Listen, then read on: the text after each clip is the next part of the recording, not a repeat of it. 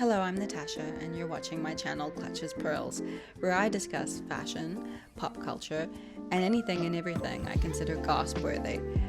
Today, we're going to be discussing a very interesting topic. Chanel doesn't do discounts. So, Chanel built an empire on a simple principle that secrecy and rarity could be used to create consumer frenzy. Chanel knew, while other competing luxury brands had seasonal sales to clear their merchandise, Chanel would archive, repurpose, or even destroy their merchandise just to avoid corroding the image of luxury that doesn't wane. They knew that secrecy was powerful, and they fully intended to wield that power. But just because they told you there were no sales does not mean there were no sales. They were invite-only events, and employees could get discounts, reportedly as high as 40%. But Chanel was intent on proliferating the mystery and mystique and the image that their product didn't lose value, ever. So what changed? In 2020, faced with a pandemic, multiple pandemic closures, and the collapse of the luxury-based sales industry, brands had stock to shift. So what could they do but shift, not philosophy, but visibility, making Chanel sales public?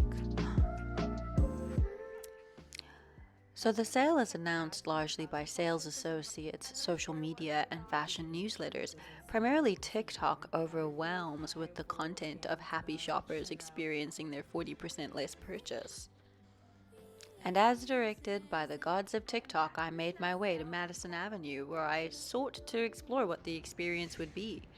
Day 2 of the sale, no one in line, just a friendly doorman and some sales associates who were not particularly interested in, a meandering bystander. I made my way to the back of the store where there was a meager 2-shelf shoe offering.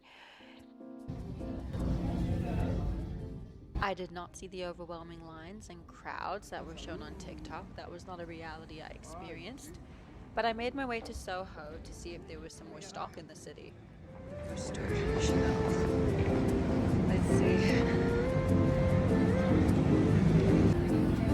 No luck in Upper East Side, so we're trying Soho. Try Soho next. The Soho location was a lot more orchestrated and controlled, most likely because they had quite a lot of stock. They had multiple tiers of shoes in different sizes and some ready-to-wear items available.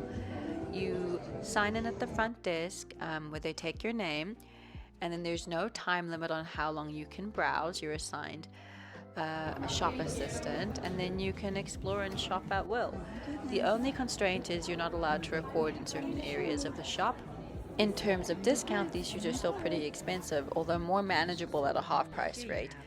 Very much a lot of repetition in terms of the stock they carried, but I found a pump that I thought would stand the test of time, so I was happy with my purchase. Overall, a shopping experience, less of a mystery, but definitely luxury, I will say that much.